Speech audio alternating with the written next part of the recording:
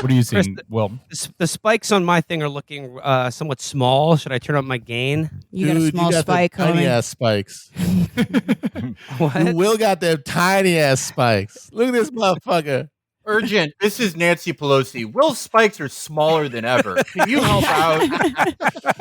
We have never seen spikes this small. I'm 193 years old. My husband just drunk drove while Benny Hill music was playing. He crashed right into a vineyard, and his pants fell down, and he burst open a wine casket, and his erect cock went right into the hole, and his eyes bugged out as wine went down his urethra. He's 107 years old. I've never seen anything like this. I've never seen the country in such a state. Can you send $25? your levels look good, Will.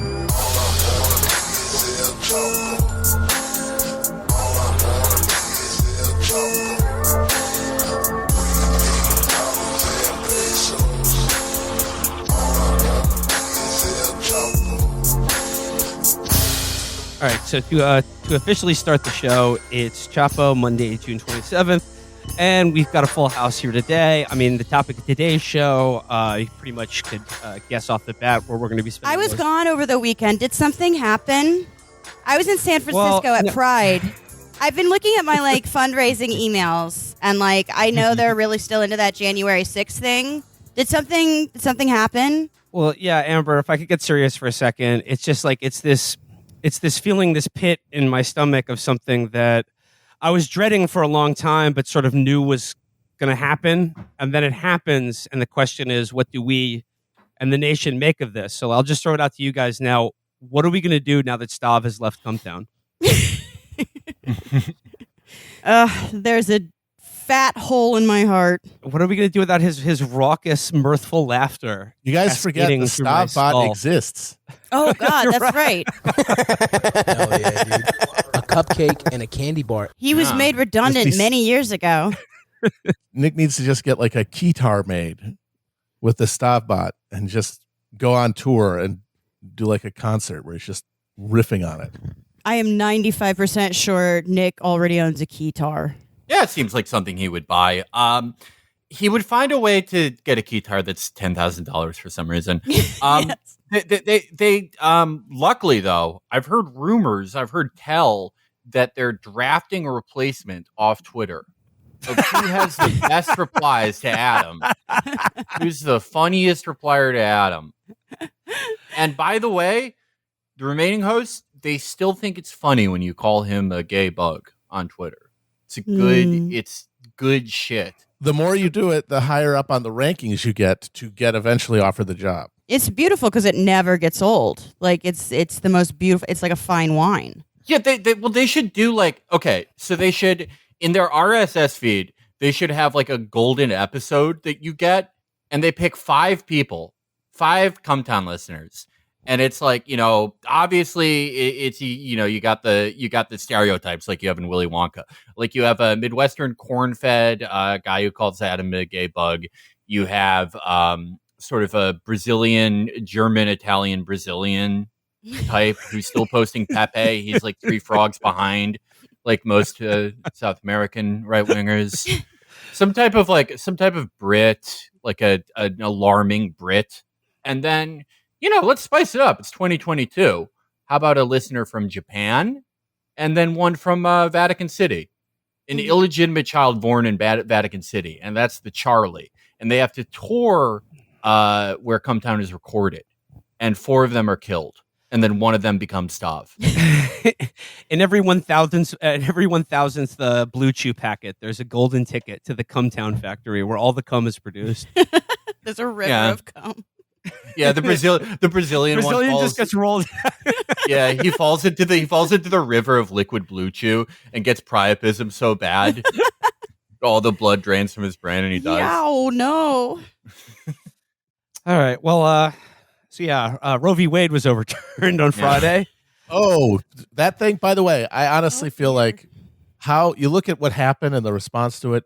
I don't know how it isn't clear to everybody that the leak of the opinion was absolutely done by one of the people who works for the conservative. Ding, ding, ding. Yeah, correct. It's I mean, it wouldn't have probably mattered either way, but like they guaranteed that any like popular revulsion would get just like plenty of time to ooze out, and the Democrats could show their hand about how they would respond to it, i.e., they would not, and ensure that you could drop the thing and know that it would stick. Well, no, they did respond to it, and then they're like, "You need to give us money. We need money to fight." Right, that's this." just it. Like they know that there's nothing the Democrats will do to actually impede their ability to, enforce this now forever. Because all they can do is ask for money, which can only go to what? Help not elect Democrats? That's the thing. The money doesn't elect Democrats, even if you thought it was going to work. The thing is broken. How many millions of dollars was spent on failed Senate campaigns in 2020? This is literally just a way to keep this like parasitic class of party apparatchiks paid. Yeah, I think at this point they're just burning it to heat Nancy Pelosi's home. I have to say that I noticed and I can't unsubscribe from these PAC emails because they're like a weird weather vane for me. And I subscribe to like some of the psychotic ones and some of the sort of more mainstream, bigger ones.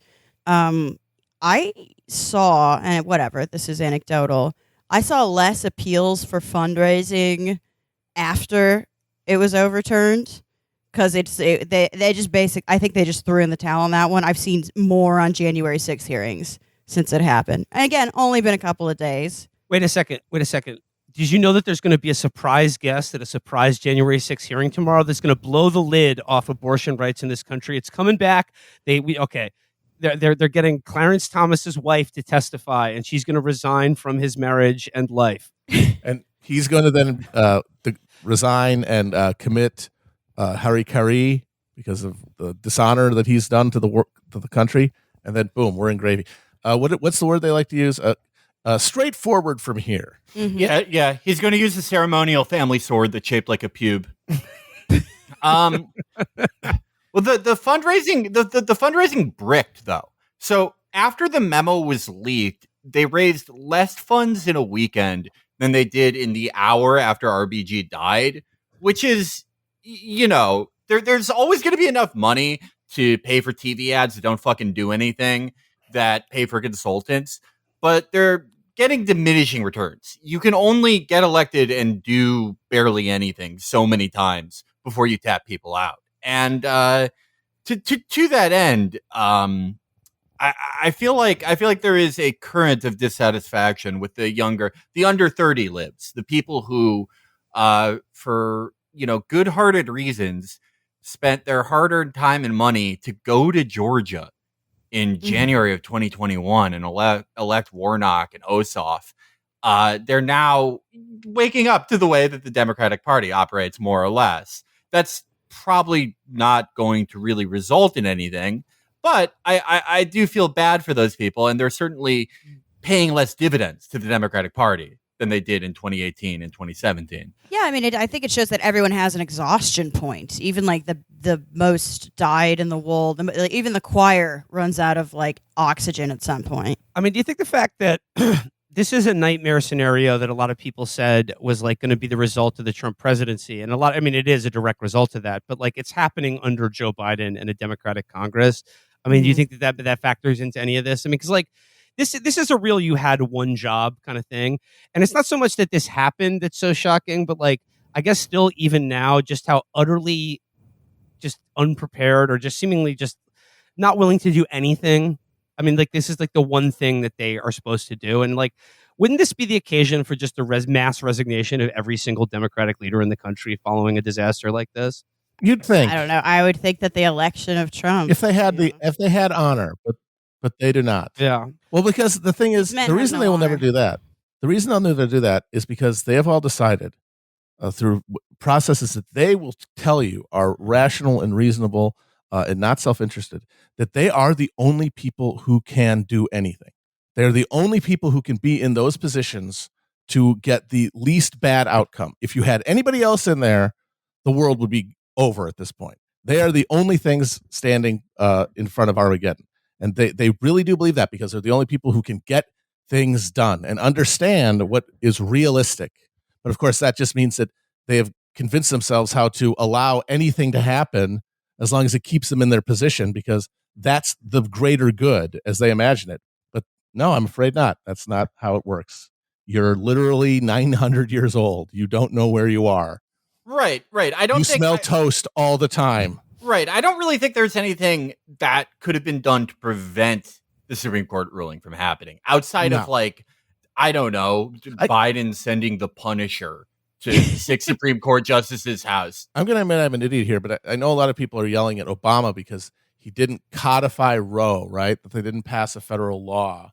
But hasn't the Supreme Court established now that if it wants to, it will overturn federal laws? Right. I mean, the only thing you could do would be to pass a constitutional amendment. Right, exactly. You know, yeah. Good luck. But yeah, O'Bungler was not going to do. Well, good no luck. one could have done that. I mean, that's one that I would say is impossible at that point. You can't have the Constitution. It's a living document until it's not, too. Like it's completely arbitrary. This whole thing was formed out of just like it was a larger reaction to like the civil rights movement. Like that's why all this stuff came to a head, and you had this sort of like just completely different cultural atmosphere in the 1960s. And there were like legislative advancements. And then, you know, 70s, 80s, you had the consolidation of the religious right and their kind of, you know, ossification into a political unit. We'd have been much better off with Tammy Faye, I got to say. And, you know, one of the handshake deals of them, they're like, look, we're both losing parishioners. You have to be Zionist Catholics and, you know, you have to like be anti-abortion you know, evangelicals. And so I mean, again, I don't really think it's that productive to call this like, you know, the direct result of Trump, because this has been a long time coming. I mean, it's been going, it's been death by 1,000 cuts until we got here. Right. They've wanted to do this for the longest time. And it is doubtful that any president short of someone who's more creative and more centralist than exists in any type of left of center American politics being in office, outside of someone who would destroy the current system of government. But the thing, I mean, not shocking to us, but maybe shocking to a lot of people, is the complete lack of any plan, anything, any action by congressional Democrats, Senate Democrats, by Harris and Biden. I mean, there's not even a video of them walking over this. Yeah, and they got to see the beta test a month ago. They literally said, hey, we're going to do this. And like I said, you know, I've gone back and forth. It's like, was this a focus group attempt? Was this like to see how people would react? And they're like, actually, apparently nothing. And I think I landed on the fact that it was.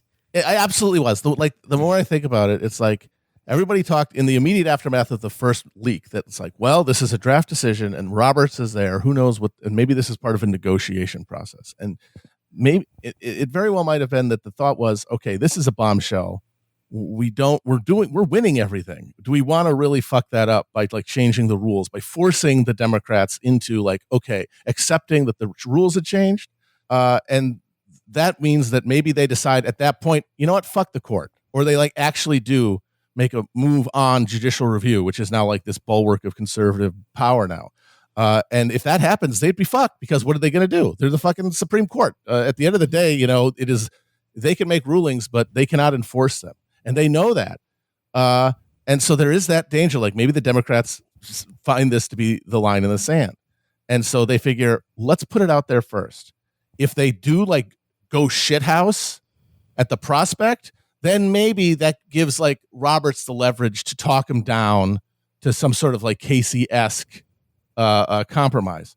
But when they dropped it and the Democrats did zero, except double down on January 6th, they knew, okay, funding requests. Yeah. Leave it as it is. Lock it in. 6-3, go for it. Alito, go ham, baby. Leroy Jenkins the shit out of this because nothing's going to happen. They will do nothing. And they're being proven right every day. Well, I mean, like, let's talk about like some of the things that now that it's happened, like the 1,000 cuts have paid off, and we live in this new reality where abortion and many forms of contraception are illegal in probably half of the country, with the threat of, you know, jail and death hanging over millions of women. I mean, what are some like? I mean, I've just looking here at AOC has been the one who's probably on the Democrats like the most vocal in terms of like demanding some kind of action in terms of. I'm just reading a list here: restrain judicial review, expand the court, clinics on federal lands, expand education and access to Plan C, repeal Hyde, hold floor votes codifying Griswold, Obergefell, Lawrence, Loving, etc., and vote on Escobar's bill protecting clinics. And she's demanding that they at least attempt or try to do some of these things. And I'm just wondering what your guys' are thoughts on any of these potential like political counters to this, what I think is an untenable and unacceptable situation. I'm a little confused by the clinics on federal lands. Like, we don't have the capacity to, like, the clinics that do exist are incredibly understaffed. Like, we don't have enough doctors in the first place. Right. Yeah. Yeah, no kind of like, hey, how about we start doing universal health care? It's like we kind of had the opportunity to, in a crisis, switch to universal health care with COVID, and we decided not to. And if that wasn't going to do it, this isn't going to do it. Like, those wells are dry, drain dry. So sorry. The money is gone. It's in the private sector. It's not for public use. So good luck. That's not happening. Yeah, it just seems odd to me. I think what's going to happen is there's going to be like sort of two fronts.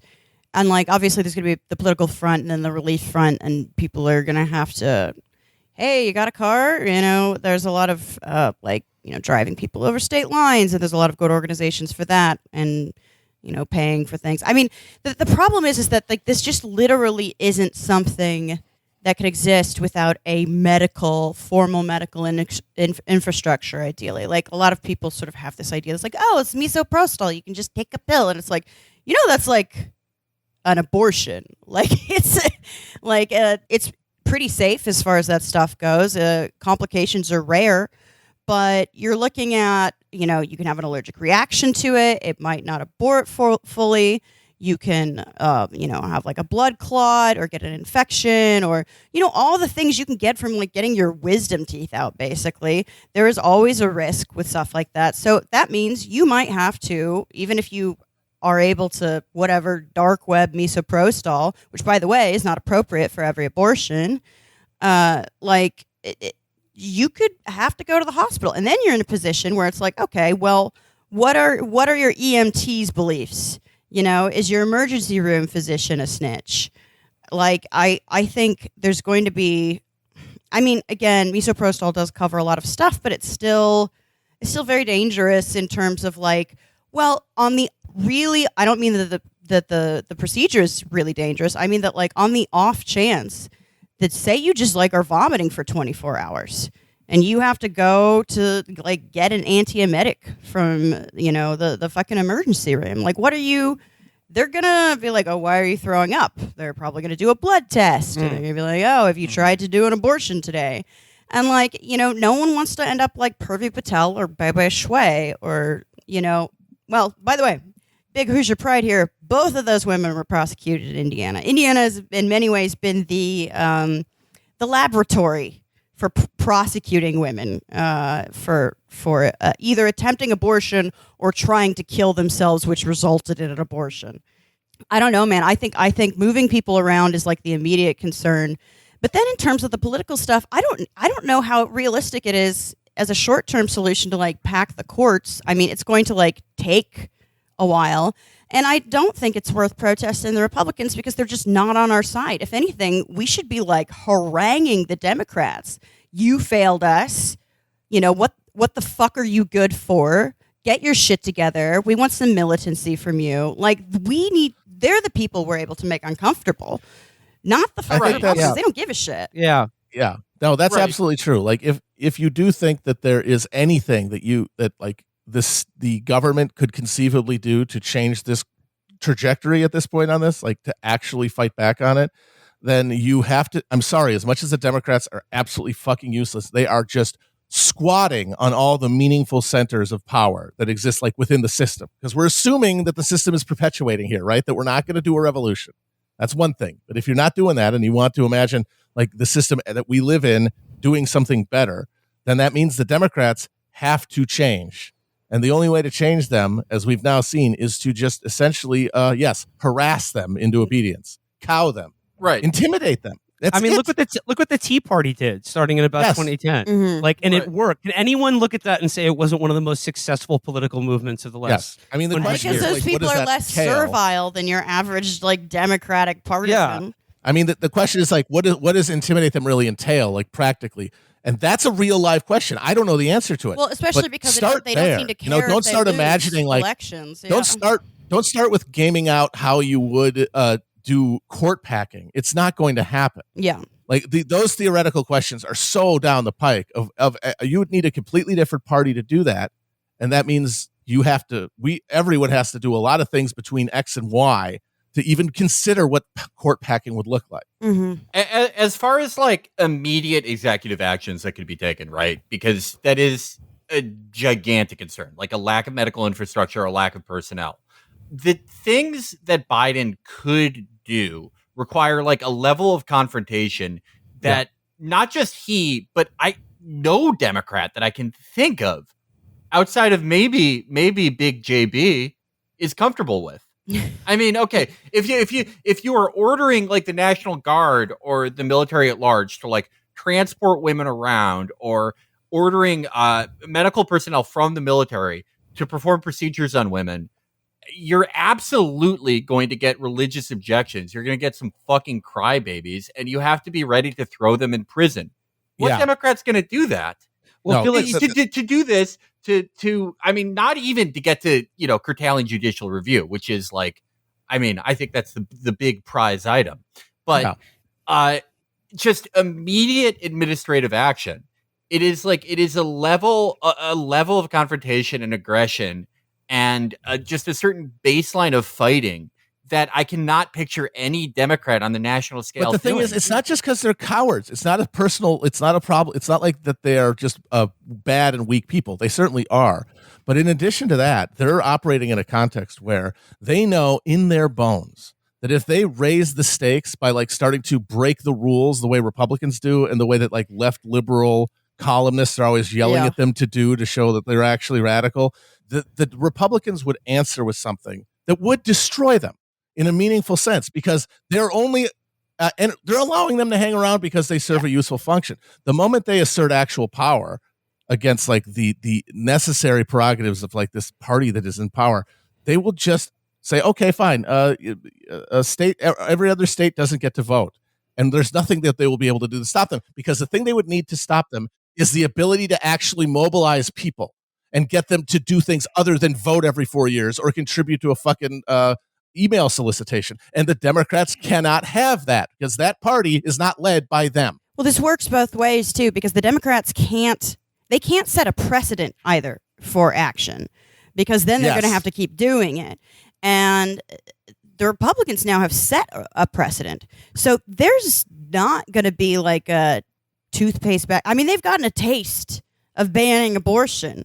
So like, even if you like got to the point where you packed the courts, like the states could very well revolt. We are going to have to like, fire up the tanks and roll them in and finish what Lincoln started. Yeah, exactly.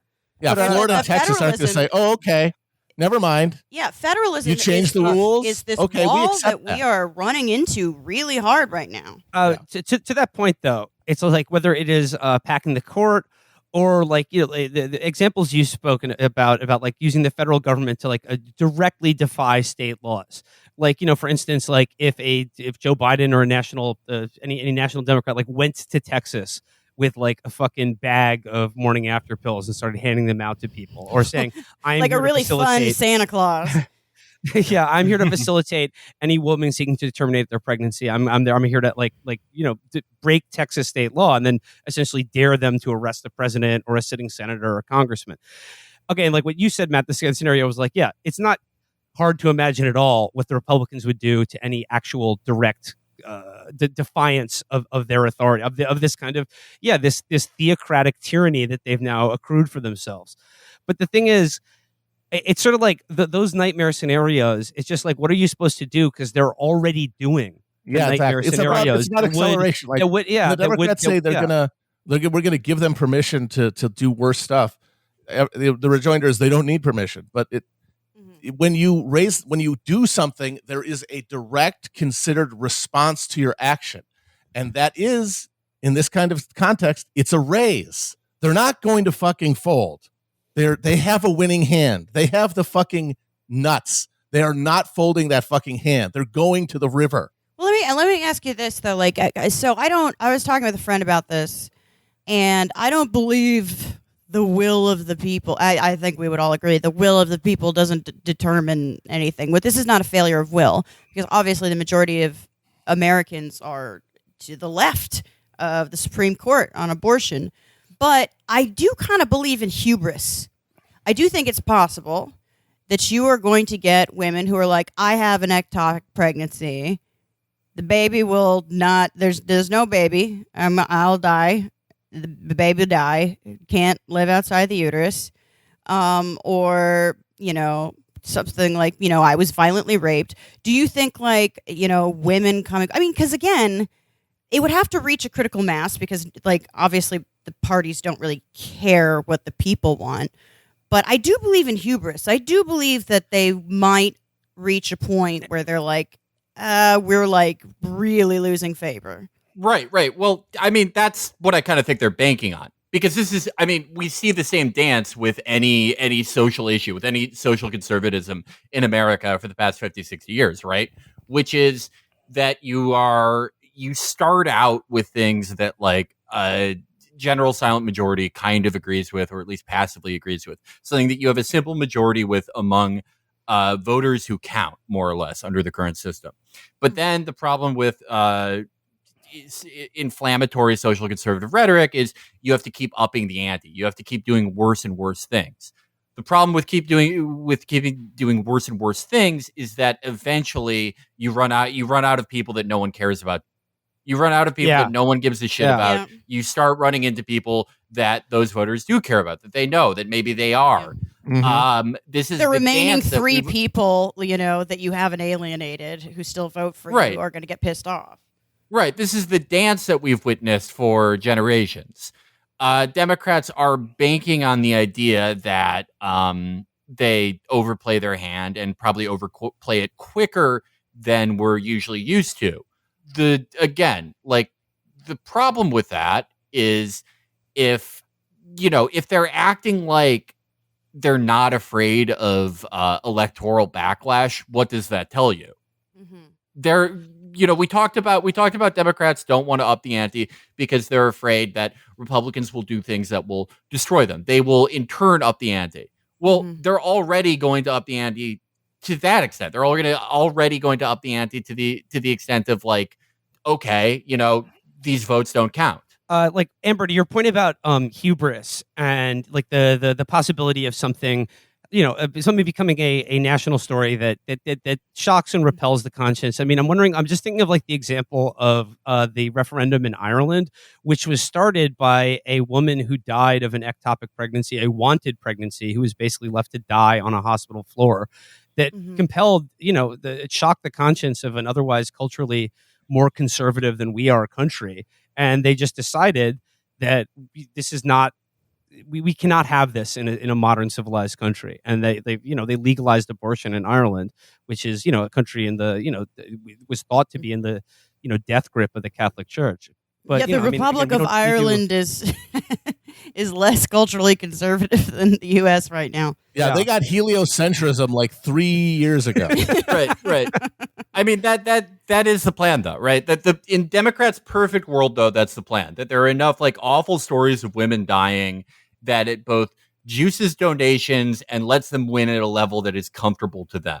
Lets them win at a level where there is not too much of an onus, but they did their job of beating the bad thing back. They probably even have a perfect ratio developed by some former Goldman quant of how many women per how many tens of millions of donations is worth it. How many deaths from ectopic pregnancies you get per 100 millions of donations. But again, like these are the same people that wanted Trump to win the primary. How sure am I in their perfect plan that has so many moving parts? I don't know. I do think you're right that there is such thing as hubris and this will piss people off. I'm not sure in the mechanism to hit back at that. You know, Me neither. Again, because we all agree here that popular will doesn't necessarily have any effect on the legislature. Yeah. yeah. I mean, when Americans are abused, they go and kill their coworkers. Yeah. You know, The problem is that we are conditioned like dogs to kick sideways or down, because Yes. as miserable as we are, like the thought of like truly confronting like power is more terrifying than like meeting our end, addressing violence just intimately, because there's something like we can get off on the intimate violence because we just don't have a political identity capable of like making that kind of death meaningful. Like I don't think making it's identity. sacrifice punching up meaningful, because we just don't believe in it enough. We only believe I in our don't think own that's misery. it at all. I don't think it's a failure of belief. I don't think it's a failure of like, a sense of identity. I think those things are important, but those things are the result of having some sort of institution that would wield power. Oh, absolutely. No, I agree. yeah. And it's- Absolutely. you're This is all Yeah. a consequence of the fact that Yeah. there's nowhere for anyone to Yeah. act communally. There's no way Yeah. to build that identity. They didn't choose to not have it. They could not attain it. Yeah, Right. they're right. And Matt and Amber, to your point, I mean, like it does come down to like, look, this is now like half the country is living under a legal regime in which I would, it just comes down to like how willing are you to break the law, and like how many people are going to break this law so it becomes unenforceable. But the thing is, and that becomes a question of how much are you individually willing to sacrifice to stand up to what I regard as tyranny. And but the answer is like you can't do that individually. Like, even it's too scary. Like the thought is too scary. And then if you did it, it would be ineffective. Like all these things, they take organization and they take real leadership. And like, I guess the question is like, where's that going to come from, if at all? The exact non-material characteristics that made America, that made the last century the American century, that made us a world empire unlike any that had ever been seen. The non-material characteristics are an illogical, insane optimism and a lack of an ability to move as a cohesive communal unit. Yeah, Those are the exact things that make things like this such a wild card. a sprawl. And it makes things that would be straightforward in any other equivalent country. It makes them anyone's guess. Yeah, I mean, like this is Matt talks about this a lot, but it's the whole frontier thing that resulted in like this unique federalist formation that we have, where it's just we're not a real country, we're 50 small countries, and like it's the amorphous blob, and that is just like maybe tomorrow will be better, but like there's no container for it. There's no momentum. I mean, like the entire system allows for the freedom of movement of capital, but not the freedom of movement of people. I mean, like literally, we're seeing like people considering like, oh, you can't cross state lines. Like, fuck you, motherfucker. Like that's so. By the way, I got pulled over by a cop a while back who bitched at me for having not having a California license, for having a New York license, and he was like, "Why?" He's like, "Why haven't you applied for a California driver's license?" And I'm like, because a New York driver's license is valid in the state of California. A New York driver's license is valid in fucking Reykjavik. I can drive in England with that thing, you dumb fuck. And they drive on a different side of the road. Like they really do. I mean, like even the institutions like are like, yeah, we're a little fiefdom. Like it's just it's fucking ridiculous. I know that our focus is mainly on Democrats, and I think we're right to do that. But that is the thing that drives me. The thing that I've been seeing in the aftermath of this that has driven me the most insane are the people, the sort of like Jabba the Hutt lip filler type, like Catholic and Baptist women who have been, and men, a lot of Catholic priests who have something that's somehow even more soy than a pit crew avatar. They've invented some type of Catholic pit crew who say these things like, all right, guys, now we're really going to show them what pro-life means. Okay, we're going to show them community. We're going to show them togetherness. We're going to show them what it means to care for mothers. Like this country could not even foster community bowling leagues. You dumb fuck. Yeah. Oh my God. Don't kill yourself. I was doing a little fun math today, comparing the child mortality rate to the extremity of extremeness. I guess extremity means arms. The extremeness of the restrictions on abortion laws. pretty obvious there. I mean, it's like the same. It's almost a cliche at this point to be like, yeah, you don't care about babies or mothers. Like, it's like, obviously, like the most anti-abortion places are the places where mothers and babies are most likely to die. I mean, it's like, I'd love to make a beautiful little. Yeah. The same governments that say no abortion, protect the babies, treat actual children like dog shit. Well, because the underlying theological premise and the thing these people believe deeper than they could possibly understand is that poverty is sin. Well, and that is what they believe, and that's not going to change because now there's no legal abortions being performed. I think in order to, whatever, this goes into sort of Freudian or Strauss or whatever, but I think that there is like a kind of, as far as the popular like anti-abortion movement among just regular rubes, I think there is a kind of ambient thing there where they're like, children are suffering, we have to save children. And this is like the only way they can think of doing it is by forcing women to be pregnant. But those people are the least politically influential among the entire coalition. They have no say in anything. For sure. But they are great shock troops. They're great shock troops in terms of, if you've ever had to walk through a gauntlet of them to get to a Planned Parenthood, they sure do set a tone. Yeah, no, Felix, I'm really glad you brought up this line of commentary that I've seen from the New York Times. I've seen it from the Atlantic. And in the midst of this fucking nightmare, I've seen the spate of articles and commentary that I've seen assuring everyone that this is the time for the anti-abortion and movement and the Republican Party to finally prove to the world how much they care about the welfare of mothers and their children is so fucking nauseating to me. Because I would like to go place a bet on how fucking okay, go actually I don't even have to place a bet. Here is the cutting edge of what is being proposed. This is the Rubio plan. This is Christopher Rufo, the guy who is basically like, what I fuck him. But he says the Rubio plan for paid maternity leave should be a GOP priority. The idea is simple. Allow new mothers to pull forward 3 months of Social Security benefits after childbirth, then push back the retirement age by the same period. Cost neutral, delivers big value for families. This is exactly... Don't spend it all in one place. This is exactly how much they fucking care about the lives of mothers and children. A loan that you have to pay back before you retire. Wow. $700 a month. What a shock. So... this is it. Now we're going to get to see Republicans care about pregnant women and children. Turns out they're going to do it the same way Democrats do, with means-tested fake bullshit that doesn't actually help anyone. I'm so surprised that's what ends up coming out of the people who actually have influence and power. It's amazing that that's where they end up and not on some sort of Heron Volk fucking J.K. Chesterton wet dream integralist fantasy. This is why we weren't terribly worried about fucking Euro-style fascism. It's like, that would require a welfare delivered state. Upon.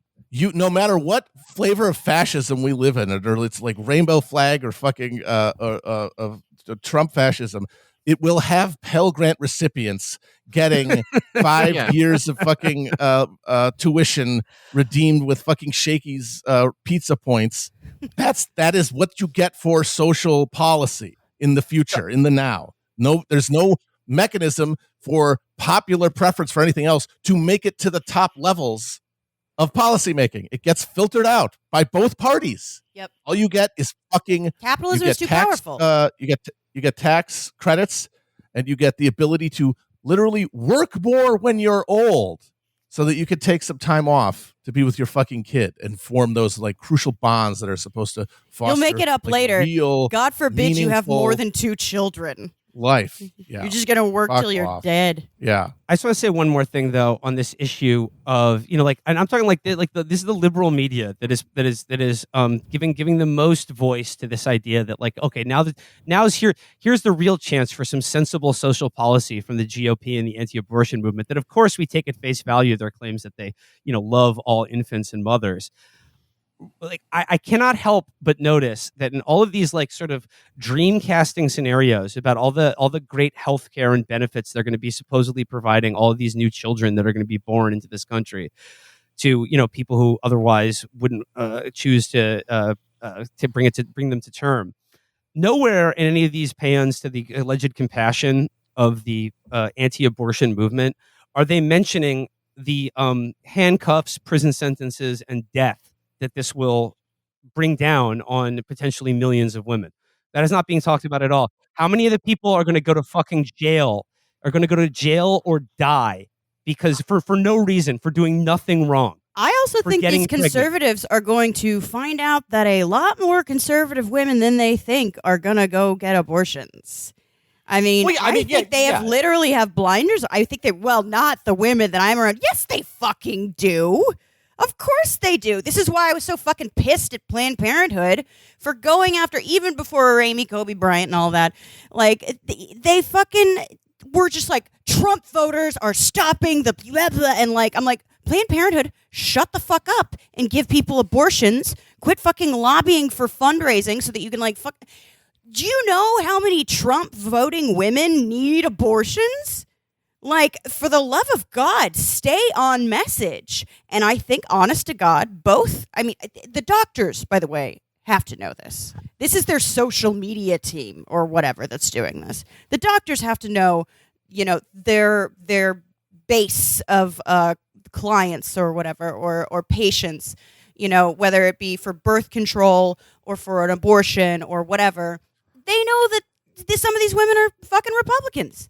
And at some point, the Republican men are going to figure out how many of those women are Republicans. See, but the thing is, I think Brett Kavanaugh, at least, he anticipates this problem, and he has a solution for it. In his, he did a concurrence or something. He says one of the reasons that we can do this, we can get rid of Roe, is that, well, in states where they really want to have abortion, it'll still be there. And I think that's going to be the answer for Republican women who need abortions is, well, just take a road trip with the girls. Yeah, which is a great thing to do when you have an ectopic pregnancy. Yeah. That's one thing, too. But again, if you come back, there's going to be things. You're going to have, you're going to have a blood clot or an infection or something. And then you're going to go to the hospital back at home. And they're going to be like, hey, how come you're sick? That's going to happen every once in a while. Especially, whatever, pregnancy is more dangerous to the health of a woman than an abortion. But shit happens. And, there's going to be some fucking anomalies. And some of them are going to have to be with Republican women. And, to that point, though, and the idea that, New York and California will always be kind of these safety valves or whatever. But, I don't know. How confident are any of us that these people will stop here?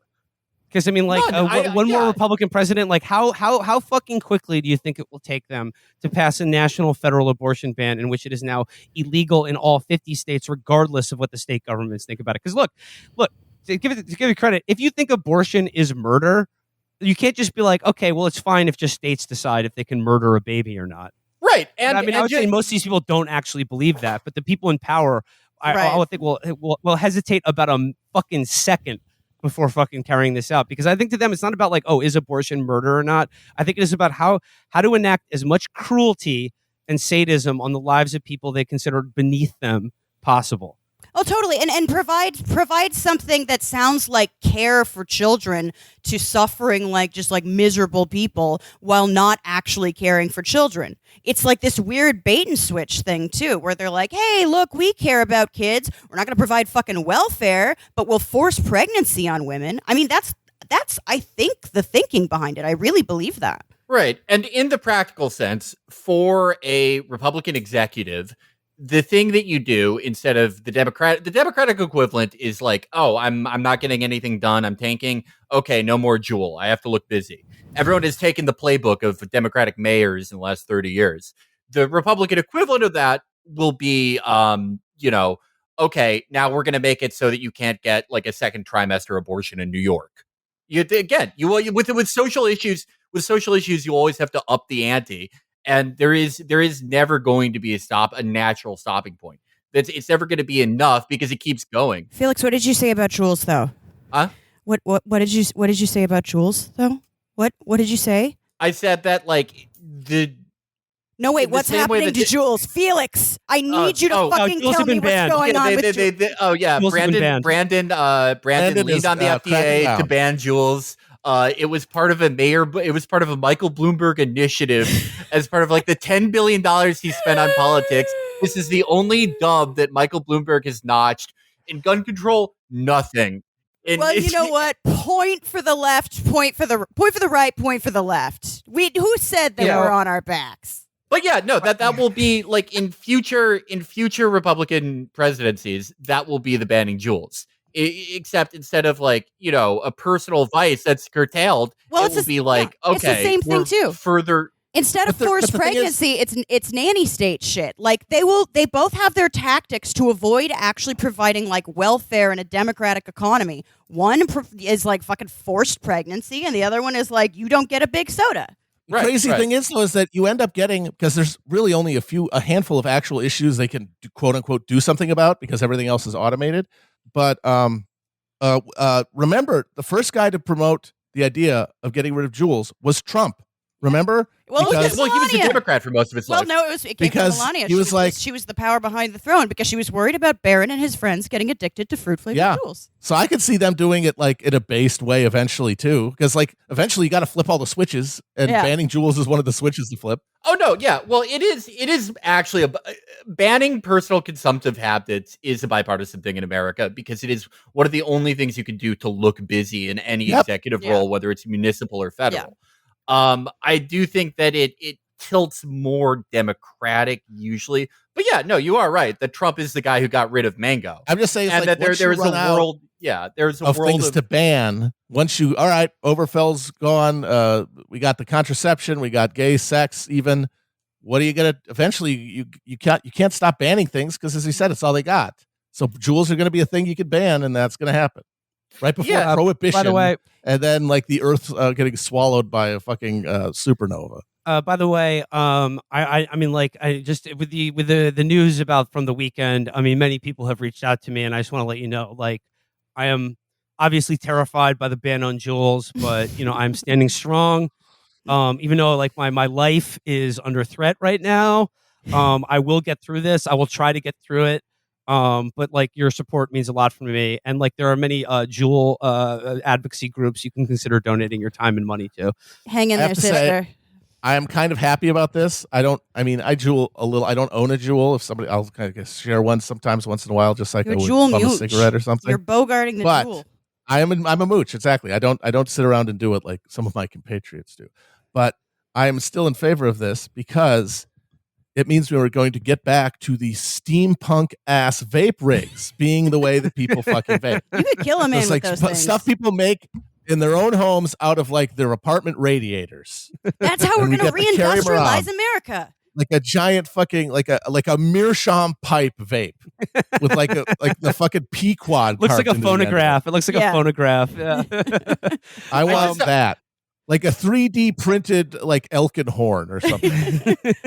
Scrimshaw and the whole thing. Yes. Those like just horribly cynical like engagement farming posts that people do where it's just like Roe v. Wade has not even been overturned for 10 minutes, but they're like, this isn't a women's issue, by the way. This is a poverty issue. This is a trans issue. This is a fucking, they list every fucking point of intersection or the guy I saw who was like, wealthy white women are going to keep getting abortions. Yep. This is solidarity. How about the opposite of that in every direction? Yeah. No, by the way, if anyone is fucking doing that shit, tell them to shut the fuck up. Shut the fuck up. This isn't the time to be like, oh, well, you're going to be fine.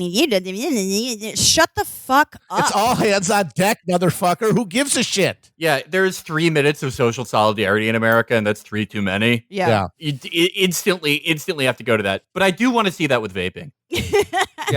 Yeah.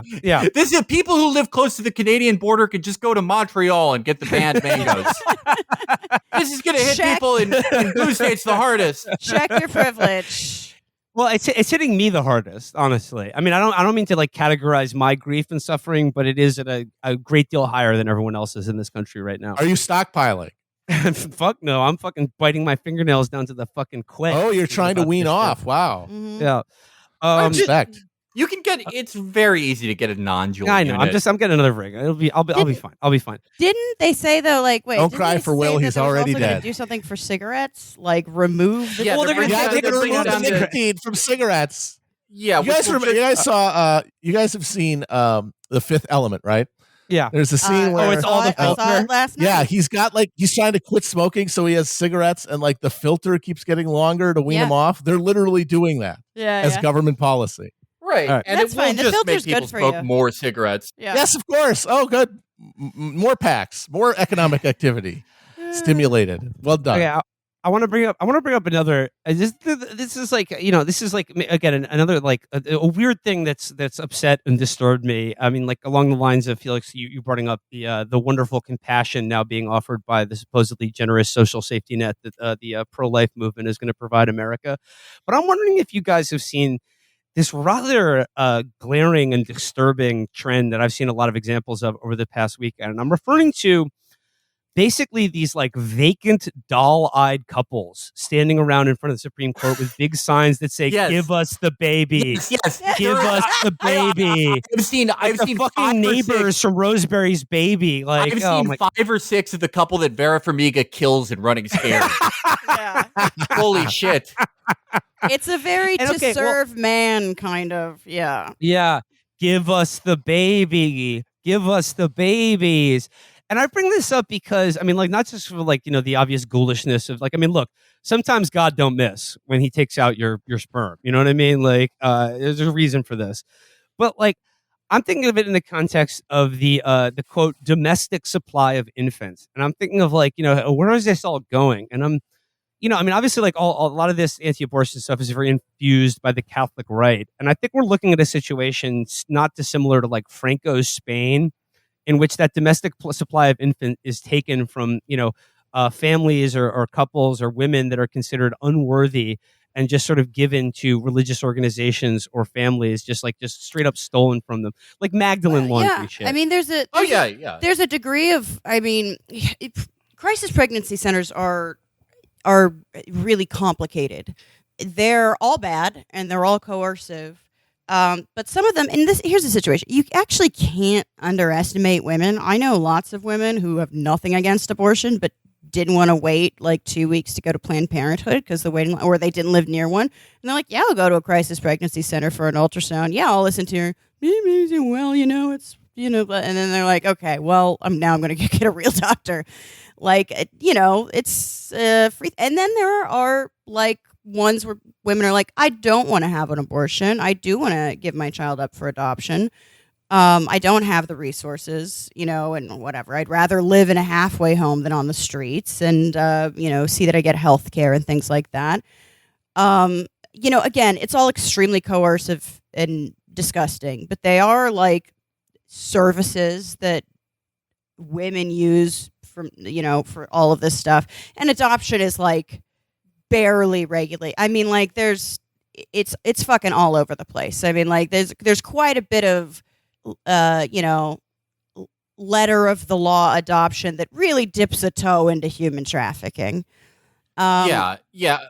No, I I think the crisis pregnancy centers are going to be very interesting. Like how, because those are going to be like the emergency care for a lot of women, at least for the first ultrasound or whatever, to make sure they don't have something ectopic or or it's just a fucking tumor or something. Yeah, I mean, I feel like Spain in general is a very good analogy. I mean, I fucking hate Nazi Germany analogies for so many reasons. Primarily among them, like, the SA was millions of hardened World War I veterans. Yeah. And we have people who difference. brag. We have people who brag about how depressed they are. It's cool to just be a whimpering baby now. Mm-hmm. But Franco Spain is probably the best analogy in the event that we, get years of Republican rule after this, which is possible. Because the thing that makes Franco Spain remarkable to me is not the enthusiasm of the populace for social conservatism or the church, but we're pretty listless populists.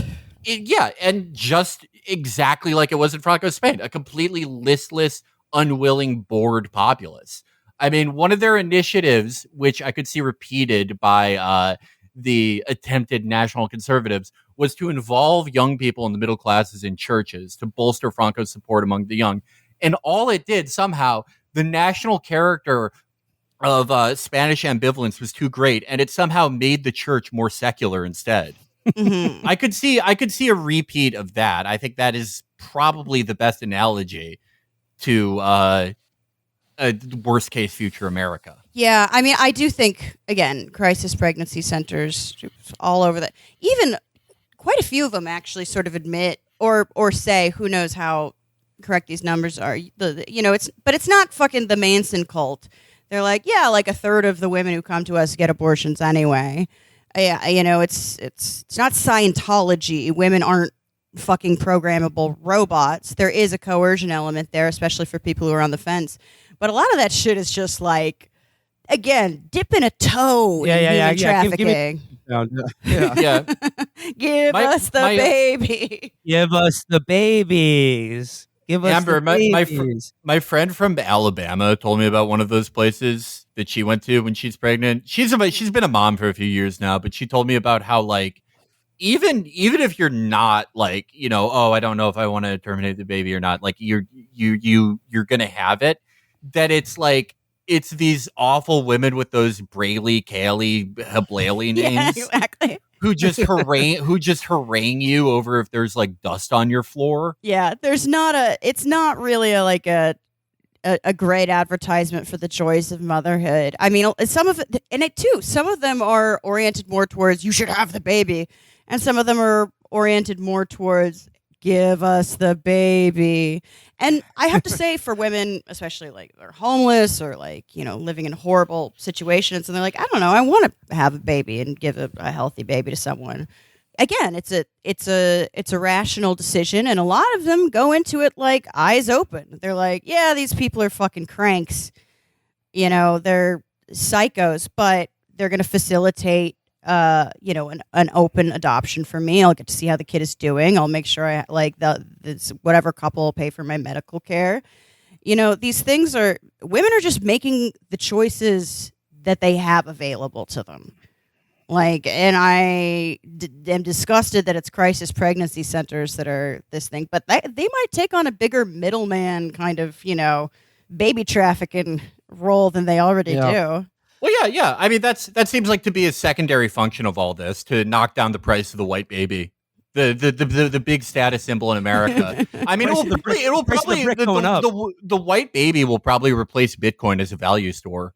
I mean, honestly, it might true. be 3 years before we get a healthy white baby. You're going to go to the yoga class. You're going to go to the park for like holistic enemas or whatever the fuck, and you're going to be coming in with some off-brand shit, some non-white baby. It's like you are showing that you don't have the hustle. You don't have the fucking stacks to make that happen. You went to the bargain bin. You got it from China, just like your knockoff Nikes and your fake iPhone or whatever. I mean, that's what I think whenever I see those horrifying couples in front of the Supreme Court. Yeah, they're the equivalent of the people that camp outside the Apple store, but for white babies.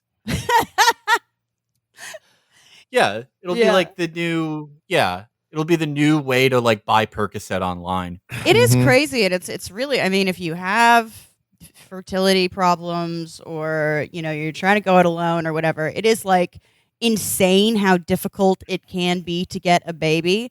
But if you go to like a mega church that like has a fresh baby supply from a crisis pregnancy center, you're just collecting them like fucking Pokemon, just a menagerie. It's a small world after all of fucking babies.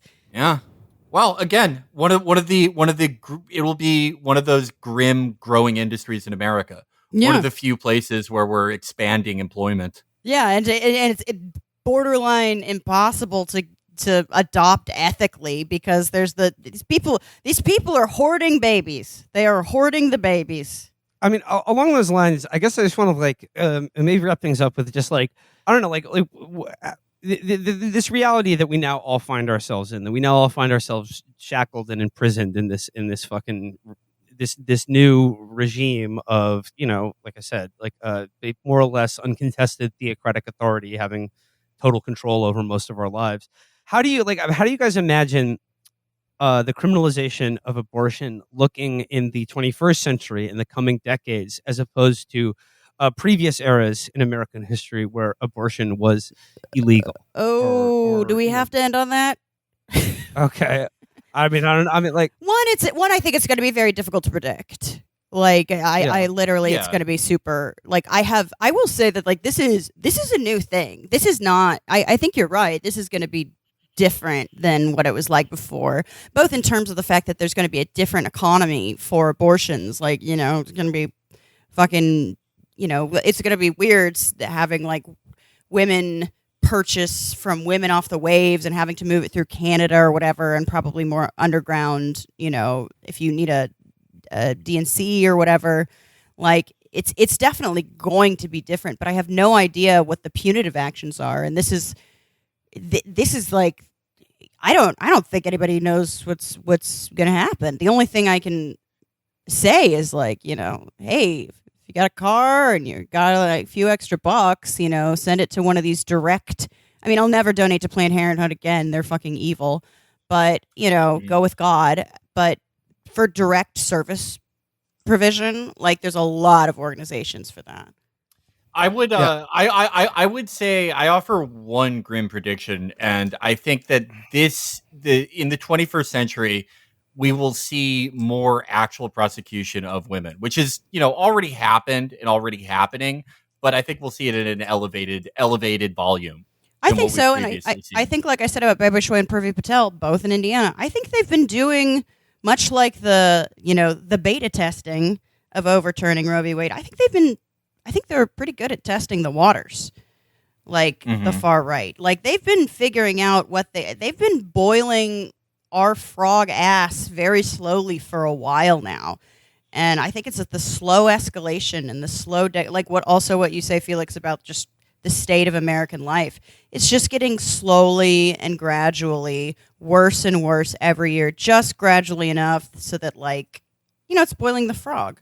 But I think they're going to ease us into throwing like more women in jail. Yeah, and I think that the thing they're banking on there is, you get enough people who don't give a shit, and then even more grimly, you have like a new base of voters who are actively like enthused by that in a way that would be inconceivable previously. I don't think it's like a massive number, but I think it exists. I don't know, man. I actually, this is where I maybe I'm a little sunny about, whatever, like where we are right now. I hope that we're not that bad, but if I talked to, my family about Bebe Shui, which I've never done. This is a case, by the way, of a woman who tried to kill herself, and they prosecuted her for feticide. I've never had to ask them. I know in even their sort of if they only knew about adoption, I know that they would be horrified by throwing that woman in jail. And they're like evangelicals. They think the world is going to end and that that's a good thing.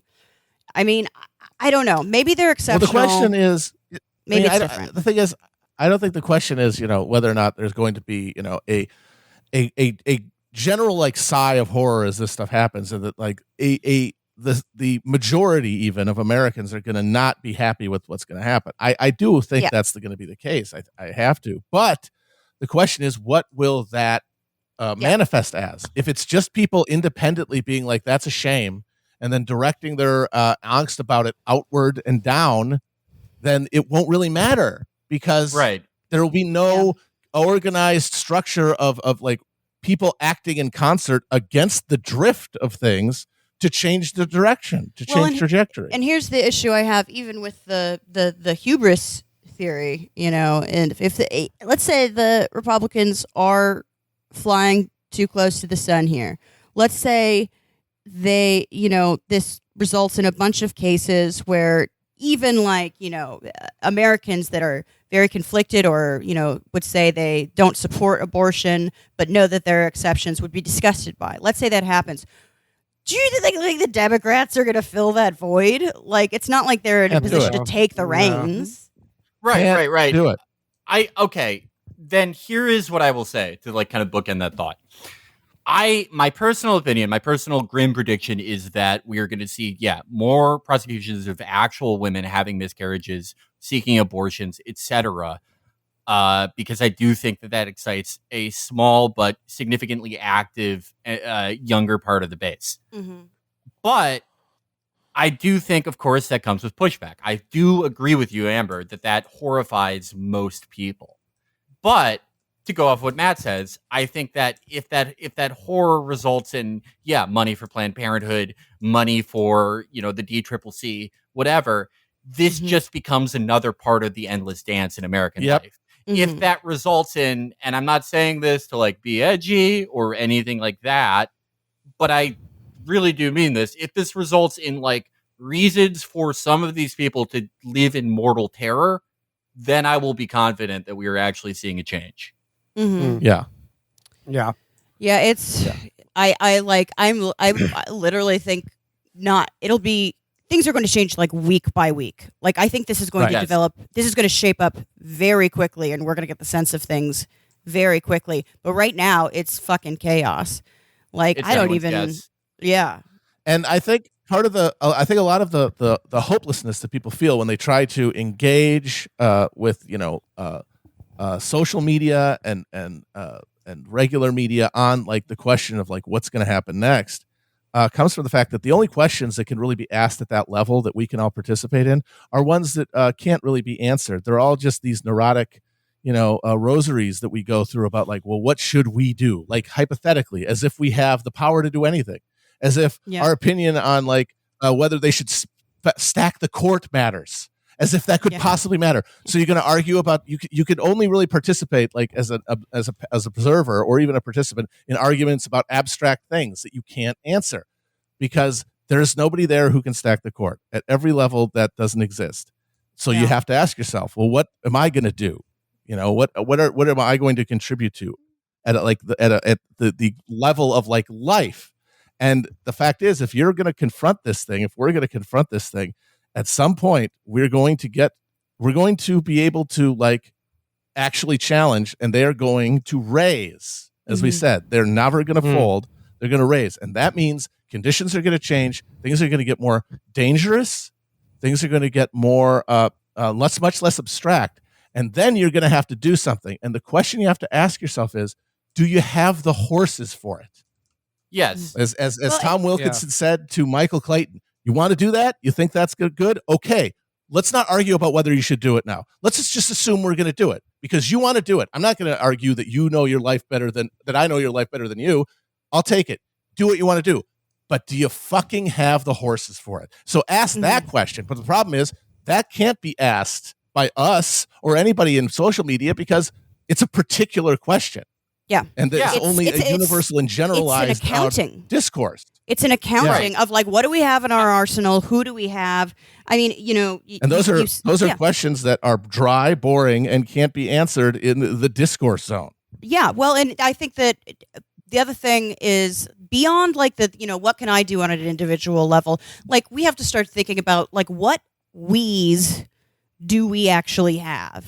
Like exactly. an individual accounting of what you can do personally will keep you from losing your mind. It'll give you some sort of sense of like doing something for day to day, but like in terms of accounting, who are the we's and what do we have? Like what are our horses? What's in our arsenal? What's in our armory? Like who's with us? And like it's just it's a boring accounting of things. And only then can we actually have a sense of what we're going to do. Yes. Yeah. I think that is a function, though, that the fear of that question, that's sort of why you see so many things that are like, ranking the hierarchy of who should be most upset by this. Right. Exactly. Ranking how good your reaction was to this, ranking how well you took into account the intersections of this problem. Yes. Because if you're caught up in not just the individual response, but the hyper accentuated contours of your own individuality and figuring out what place in line you have in all of this, it's the closest thing we have to any type of hierarchy or organization.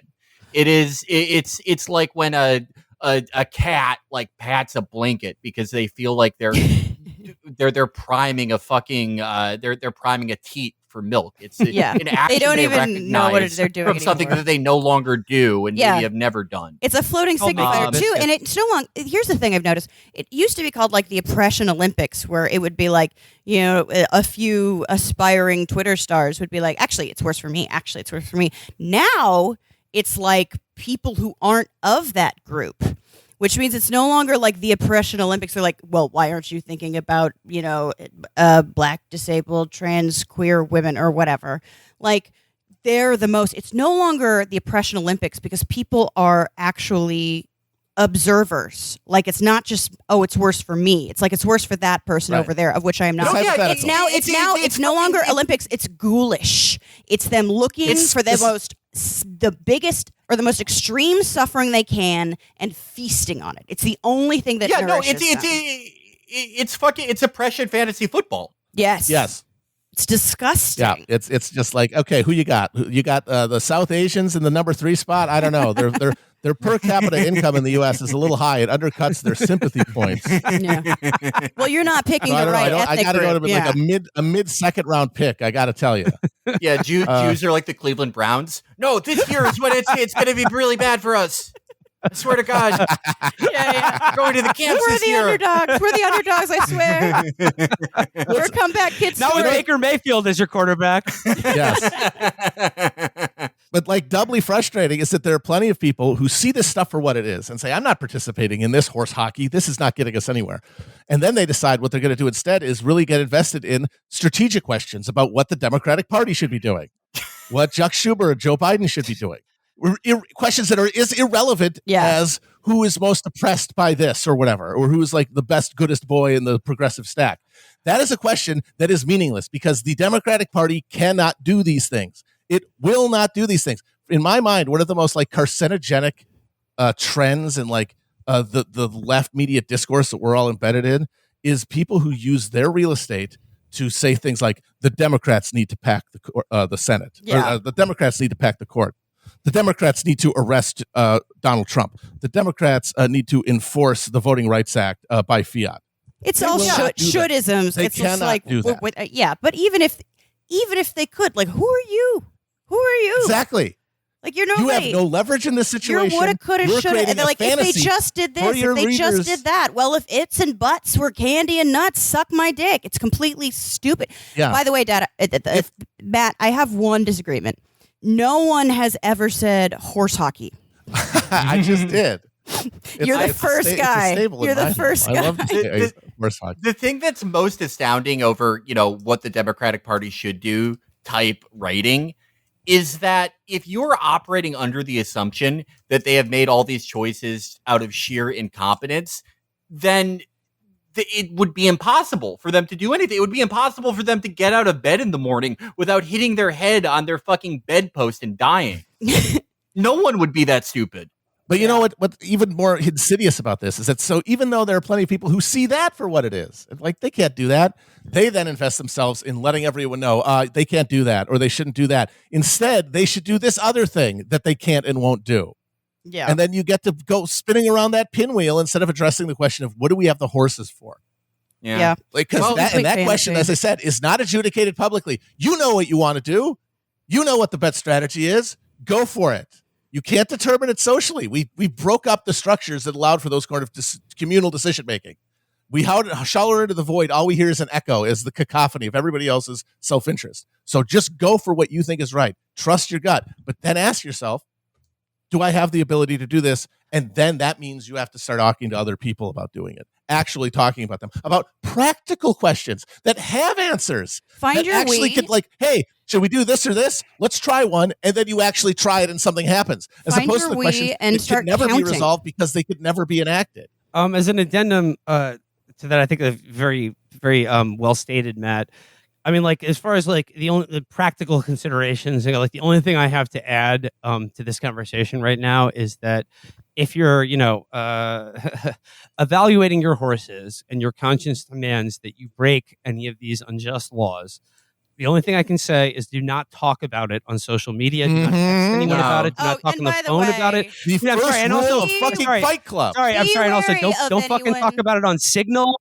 Don't talk about it Shut on any of the these fu- yeah. encrypted apps. Talk about it in person to people you trust. Form a plan. Yes. And fucking go from and there. do not trust any. How do you do, fellow abortion activists? Would you like to do some crimes at a crisis pregnancy center? The primary fucking people who inhabit are pregnant women. I'm just saying, little bit sus to write.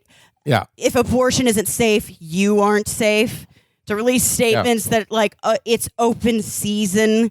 That really sounds like something abortion activists say. To say the insurance providers will know that you're no longer viable, when I think abortion activists are pretty aware that emergency pregnancy centers function not off of fucking insurance funds, but off of weird Christian groups. Maybe if someone's saying, hello, fellow abortion activists that you've never heard of, stay away from that person.